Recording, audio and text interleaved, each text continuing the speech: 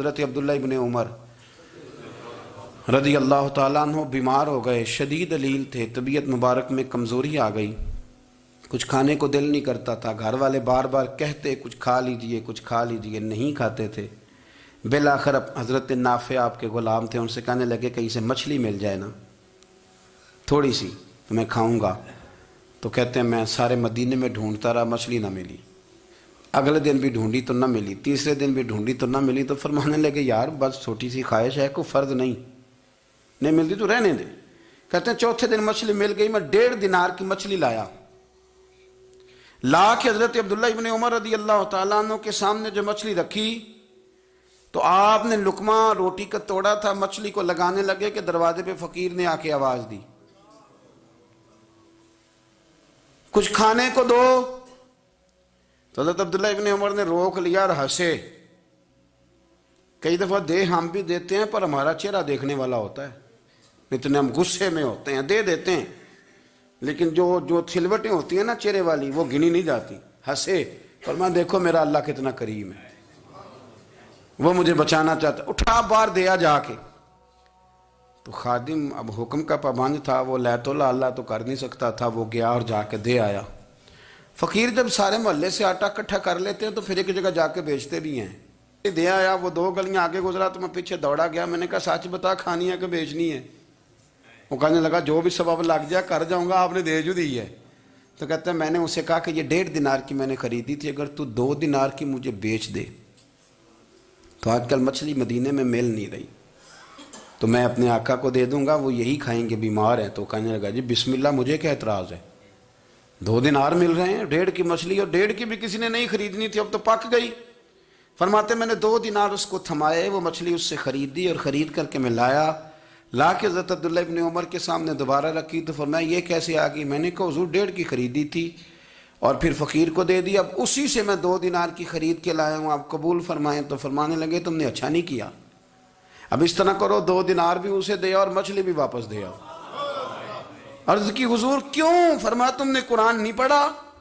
حضور پڑھا ہے، فرمایا رب فرماتا ہے لن تنالوا البر حتی تنفقوا مما تحبون، تم بھلائی کو اس وقت پہنچو گے جب اپنی پیاری چیز راہ خدا میں خرچ کرو گے۔ امام غزالی نے لکھا ہے، فرمانے لگے دیا، تو وہ حضرت نافع کہتے ہیں میں دینے گیا، دے کے واپس آیا تو کچھ پریشان تھا کیونکہ مجھے بھی 4 دن ہو گئے تھے نا تلاش کرتے، تھوڑی طبیعت میں مایوسی تھی کہ اتنی محنت سے میں نے لایا اور آپ نے واپس کر دی۔ تو حضرت عبداللہ ابن عمر نے مجھے قریب بٹھایا، پھر مجھے تھپکی دی، فرمانے لگے پتر میں نے ویسے بھی کبھی جھوٹ نہیں بولا اور آج کل تو میں ویسے ہی بیمار ہوں، ٹائم ہی نہیں، وقت ہی نہیں، موقع ہی نہیں جھوٹ بولنے کا، میں تجھے سچ بتاؤں مجھے مچھلی کھا کے اتنا سکون نہیں ہونا تھا جتنی اللہ کے راستے میں خیرات کھا کے مجھے سکون ہوا۔ تو تجھے تو میری راحت سے غرض ہے نا کہ مجھے راحت کیسے ہوتی ہے، تو مجھے سکون ملا ہے راہ خدا میں دے، میں نفسانی خواہش پوری کر لیتا تو یہ میرا نفس کل پھر مجھ سے مچھلی مانگتا، پرسوں کہتا نہیں چھوٹے گوشت کی یخنی بھی چاہیے۔ ہم لوگ الجھ گئے ہیں، بہت بڑے قیدی ہیں اپنے آپ کے، بڑے قیدی ہیں، سارا دن اپنی خواہشات کی تکمیل میں بھاگے رہتے ہیں، بڑے بڑے سونے نوجوان۔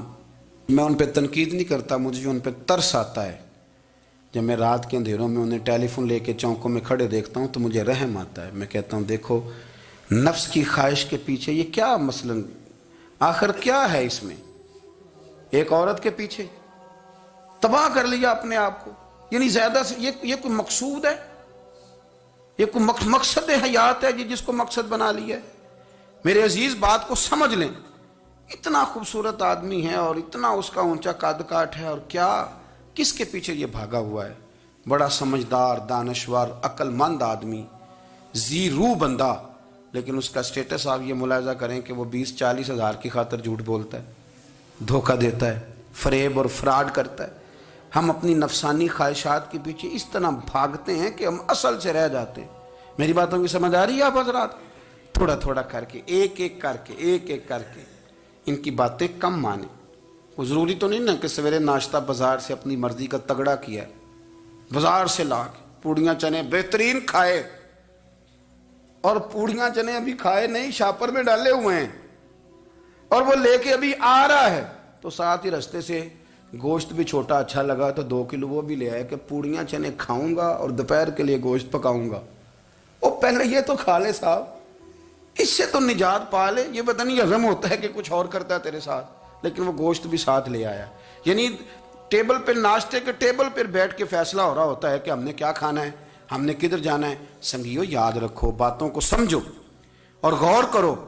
یہ تھوڑا تھوڑا کر کے جب ہم چھٹکارا حاصل کرنے کی کوشش کریں گے نا، چھٹکارا حاصل کرنے کی، کہیں جگہ سے، کسی جگہ سے اگر آپ کو تنبیہ ہوتی ہے نا، تنبیہ، اس میں بھی بڑا مزہ آتا ہے، اس میں بڑا۔ ہمارے ایک بزرگ تھے، تو ایک دن نا میں گیا تو کہنے لگے الحمدللہ آج میں بڑے سکون میں ہوں۔ میں نے کہا جی وہ کیا ہوا؟ کہنے لگے میں اپنے آپ کو بڑا پیر صاحب سمجھنے لگ گیا تھا۔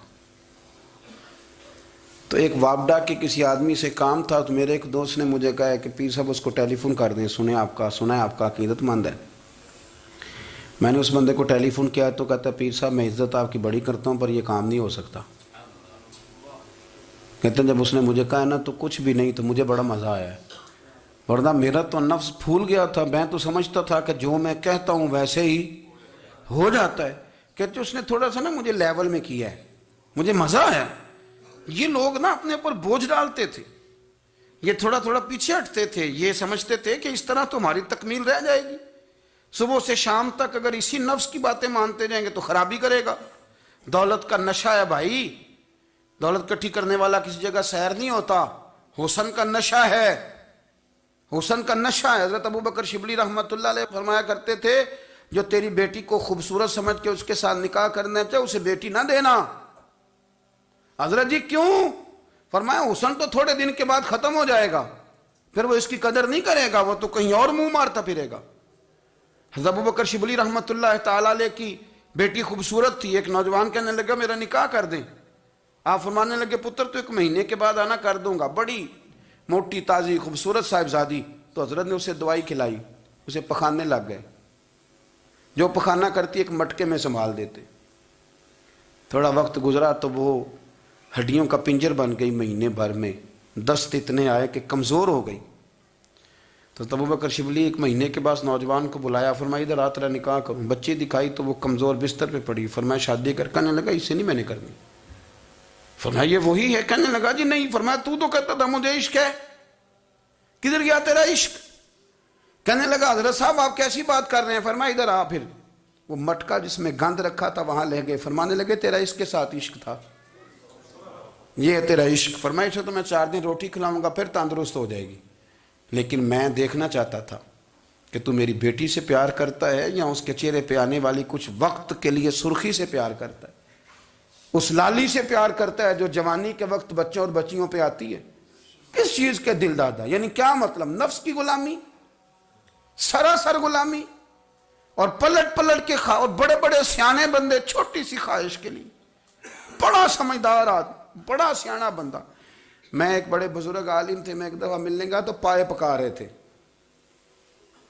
خود پائے پکا رہے تھے، تو وہ بڑے پیار کی بات ہوتی ہے نا جی، تو تامت باندھی ہوئی اور بڑی جناب خستہ حالی، اور وہ پائے پکا رہے ہیں۔ تو میں نے ان سے کہا، میں نے کہا حضرت جی پائے تو کسی اور نے بھی پکا لینے تھے، آپ بخاری لے کے بیٹھتے، چلو میری طرح کا کوئی بندہ آپ سے استفادہ بھی کر لیتا۔ اب پائے آپ لائیں گے، پھر پکائیں گے، پھر آپ کھائیں گے، تو یہ تو 24 گھنٹے آپ کسی کام میں گزر جائیں گے۔ تو یہ ایک چھوٹی سی خواہش کے لیے، میں کسی چیز کو حرام نہیں کہہ رہا، قرآن پاک کی جو آیت پڑھی ہے صرف اس کی تفسیر آپ کے سامنے عرض کر رہا ہوں۔ ہماری خواہشات ماں پالتی ہے، آپ کو نہیں پتہ کتنے دکھ سہتی ہے۔ میں ان ماؤں کو جانتا ہوں جو بیٹے کے حصوں کی مار بھی اس کے ابے سے کھاتی ہیں، مار کھاتی ہیں وہ۔ ایک خاتون ہے، ایک کان سے سنتا نہیں، میرے پاس ایک دفعہ آئی، کہنے لگی 60 لگ گئی سی، کوئی دعا کر دیں یا کوئی وظیفہ پر، ڈاکٹر کہتے ہیں ٹھیک نہیں ہو سکتے۔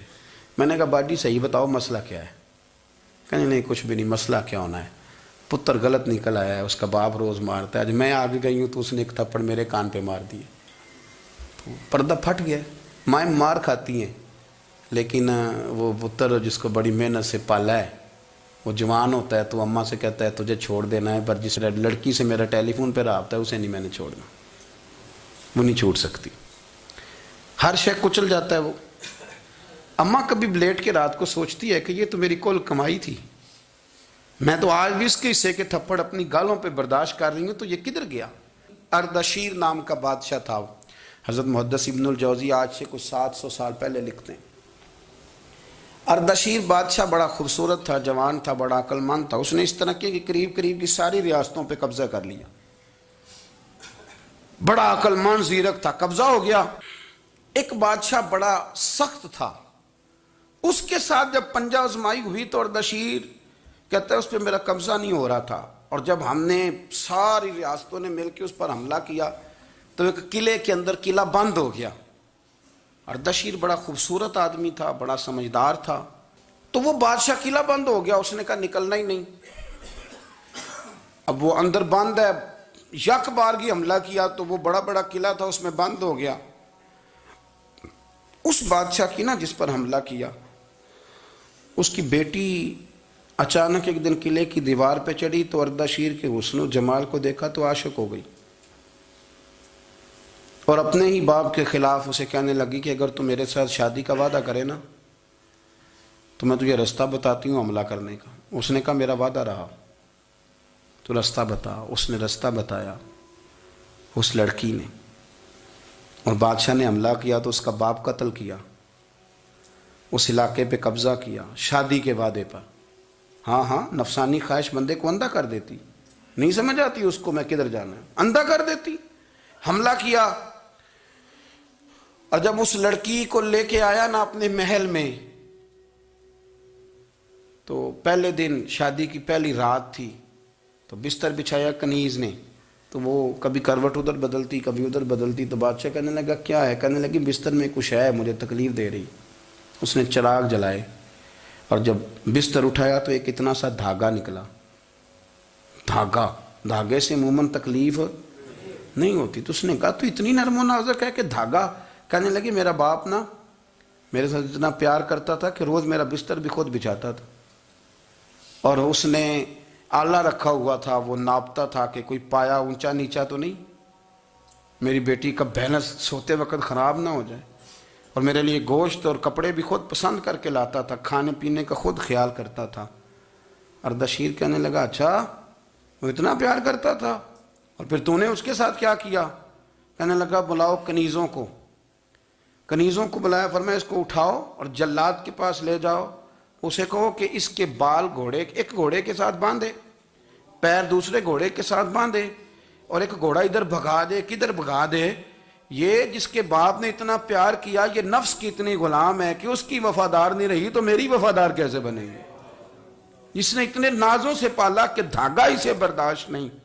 او یارو یاد رکھو، اگر نفس کی غلامی کرو اور بڑے وفاداروں کو چھوڑ کے غلامی کرو تو پھر کہو وفادار مل جائیں۔ کوئی بول اب لڑا نہ بول بیٹھی ہوں دے خصم ناراض بڑ بولیاں دے، کہاں سر کھائے تے بلبل ٹھنڈ پائے۔